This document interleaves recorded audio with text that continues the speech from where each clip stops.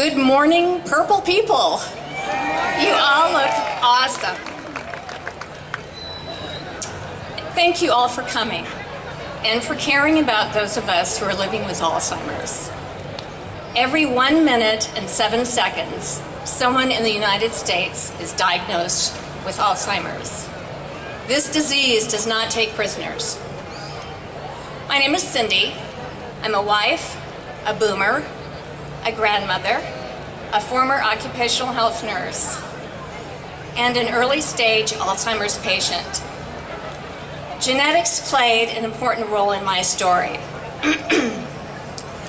In the year 2006, I watched my dad begin to deteriorate so slowly.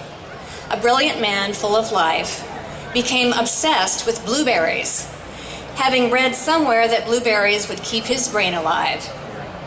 He had 2 best friends with Alzheimer's at that point. As time passed, it became more clear that my father was afraid that he might find himself succumbing to that same disease. Yet, he kept his deficits secret, not willing to share his fears with my mother or with anyone else. Sadly, within 3 years, his worst fears were manifest.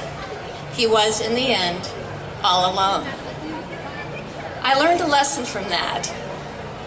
After we did some research on my father's side of the family, we learned that my uncle and grandmother had both died with serious dementia issues. I was now on alert. In early 2013, I started to have trouble spelling and was unable to do calculations of any description. I still can't. Math was gone. My handwriting was deteriorating to the point that whiteout was beginning to be my first and best friend. With the help of my husband Bruce, who's here today, and the help of the people who work in UC Davis's Alzheimer's Disease Center, my diagnosis of early onset Alzheimer's was confirmed by the end of last year. It was tough. Christmas cards to my friends and family members included my diagnosis that year. That was important to me, and it helped our friends feel more comfortable about discussing what was going on with me. I did not want to be isolated like my dad had been.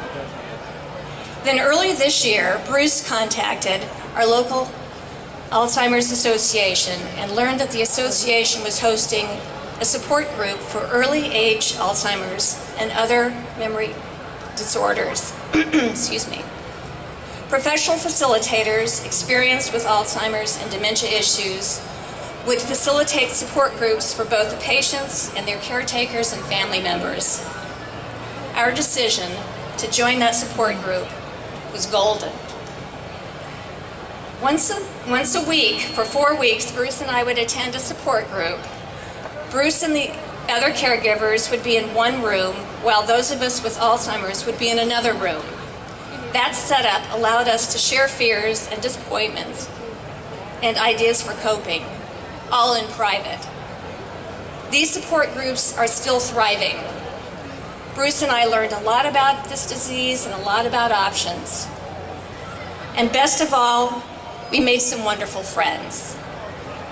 I would encourage any newly diagnosed patient to consider visiting the support group. You won't be alone. Alzheimer's is a wicked, wicked disease.